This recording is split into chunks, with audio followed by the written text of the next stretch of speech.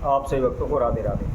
तो आज हम सही भक्तों के लिए इस वीडियो के माध्यम से, इस चैनल के माध्यम से एक ऐसा महाप्रयोग बताने वाले हैं जिसको देखकर आप भी अचंभा करने लगेंगे। इसमें किसी प्रकार का कोई खर्चा नहीं होना, किसी भी प्रकार के लिए आप इधर उधर भटकना नहीं पड़ेगा और किसी भी प्रकार की आपको समुदाय एकत्रित करने की आवश्यकता नहीं होगी।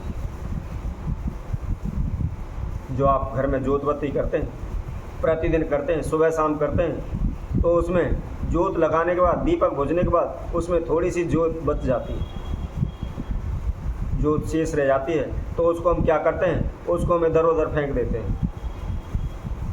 वैसे भी हमारे सनातन धर्म के अनुसार यदि हम कोई भी पूजा पाठ अनुष्ठान करते हैं, उसमें कोई भी समुदाय चढ़ाते हैं, पुष्प चढ़ाते हैं, माला चढ़ाते हैं या जोत बचती है, उसको हम इधर उधर फेंक देते हैं। लेकिन हमारे शास्त्र कहते हैं उनको कभी भी इधर उधर नहीं फेंकना चाहिए।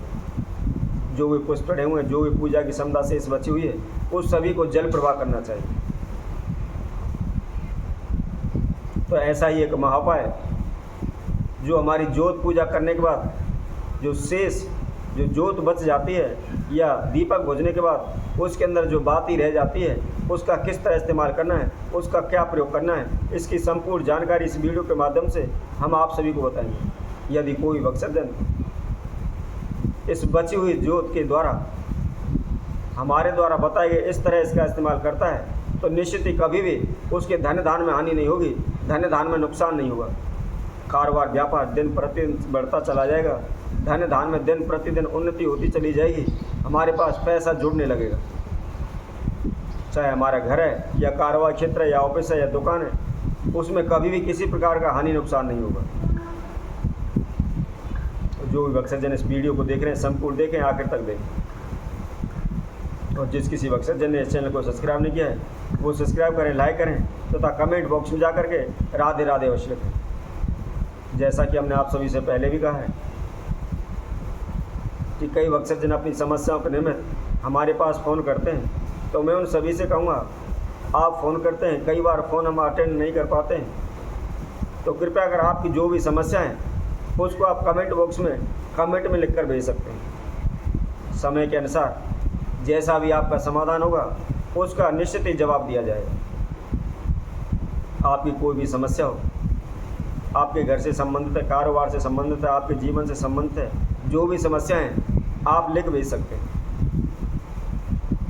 तो चलिए अब हम इस महाउपाय की ओर चलते हैं। इस उपाय को किस तरह करना है, क्या करना है। आप जोत, बची हुई जोत को इधर उधर फेंक देते हैं, उससे हमें अनेकों प्रकार की हानियाँ होती हैं, उससे हमारे घर में कभी भी धन लाभ नहीं होता। और कई लोग, कई भक्तजन तो ऐसे भी होते हैं जो भी मूर्ति तस्वीरों पर, ठाकुर जी पर जो वस्त्र चढ़ाते हैं, उनको उतारने के बाद भी इधर उधर फेंक देते हैं। परंतु ऐसा नहीं करना चाहिए, उनको हमेशा जल प्रवाहित करें, इधर उधर कूड़े कचड़े में ना फेंकें। ऐसा करने से हमें दोष लगता है, इसके साथ साथ जो भी हमारी पूजा होती है वह भी अधूरी रह जाती है, संपूर्ण पूजा नहीं लग पाती। दोष के भागी भी बनते हैं और हमें हानि नुकसान भी होता है। तो आप उस उपाय को बताते हैं। आप सुबह शाम जो भी जोत लगाते हैं, उसके बाद जो शेष रह जाती है, जो भी उसके अंदर जोत बचती है, उसको आप इकट्ठा कर लें और लगातार 3 दिन की जोतों को इकट्ठा करना है। इकट्ठा करने के बाद कोई भी एक मिट्टी का बर्तन ले लें और उसके अंदर रखें। उसके अंदर थोड़ा सा जीरा डाल लें तथा 3 चुटकी उसके अंदर हल्दी डाल दें। यदि आपके घर में समस्या रहती है, बार बार हानि नुकसान होता है तथा बार बार दुर्घटनाएं होती रहती हैं, शांति नहीं रहती, उच्चाटन रहती है, तनाव रहता है, तो उस पूरे घर में उसको घुमा दें।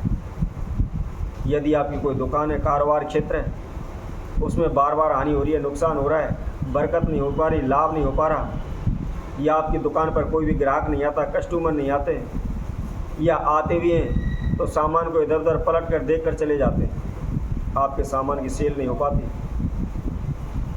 जिसकी वजह से आपके मानसिक स्थिति ठीक नहीं रहती, परेशानी रहती है, आप इधर उधर भागते हैं कि क्या करें, क्या उपाय करें जिससे हमारी दुकान का कारोबार बढ़े। तो ऐसा जिस दुकान में भी, जिस ऑफिस में भी, जिस कार्य क्षेत्र में भी आपको हानि हो रही है, उसमें भी आप इसको घुमा सकते हैं। और घुमाने के बाद सूर्यास्त के बाद आप इसको कहीं भी एकांत जगह पर जंगल में चले जाएं, जंगल में ले जाएं, और जहाँ भी आपको पीपल का वृक्ष दिखाई दे उसके पास सर्वप्रथम एक खड्डा खोद लें।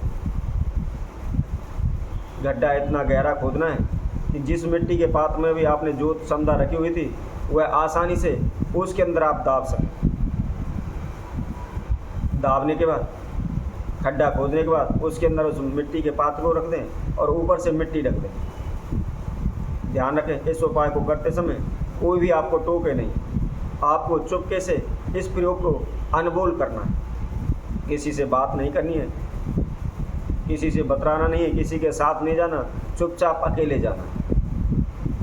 इसी तरह फिर अगले 3 दिनों की जोतों को इकट्ठा करें और इकट्ठा करने के बाद उनको मिट्टी के पात्र में रख लें। मिट्टी के पात्र में रखकर फिर पुणे से पूरे घर में घुमाएं, या दुकान में या कार्य क्षेत्र में या ऑफिस में, जहाँ भी समस्या है जिसके लिए वे इस उपाय को कर रहे हैं उस स्थान पर घुमा दें। घुमाने के बाद जहाँ आपने जिस पीपल के वृक्ष के नीचे उस मिट्टी के पात्र को गाड़ा था, अब उसकी बजाय आपने अन्य दूसरे वृक्ष के पास जाना है। यानी पहले पीपल के पास गाड़ा है उसके पास ना गाड़ करके दूसरे पीपल वृक्ष के पास उसको गाड़ना है। इसी तरह जब ये पूरा हो जाए तो अगले 3 दिन एकत्रित करें और अगले तीसरे पीपल वृक्ष की जड़ के पास गाड़ें। इस तरह जो व्यक्ति लगातार इसको 3 बार कर लेता है तो निश्चित ही उसके धन धान में कभी भी हानि नुकसान नहीं होगा। यदि आपने घर में किया है तो घर में सुख शांति बनी रहेगी, हानि नुकसान नहीं होगा। दिन प्रतिदिन धन धान में बरकत होती रहेगी, धन धान के भंडार भरे रहेंगे। यदि कारोबार क्षेत्र में करते हैं तो उनका कारोबार व्यापार चारों दिशाओं में फैलने लगेगा, आसमान की ऊंचाइयों को छूने लगेगा। तो इसी तरह हम आपसे भक्तों के लिए और अन्य वीडियो के माध्यम से आप सभी के समय को उपस्थित होंगे। तब तक के लिए सभी भक्तों को इस सुंदर ज्योतिष चैनल तरफ से सभी को राधे राधे।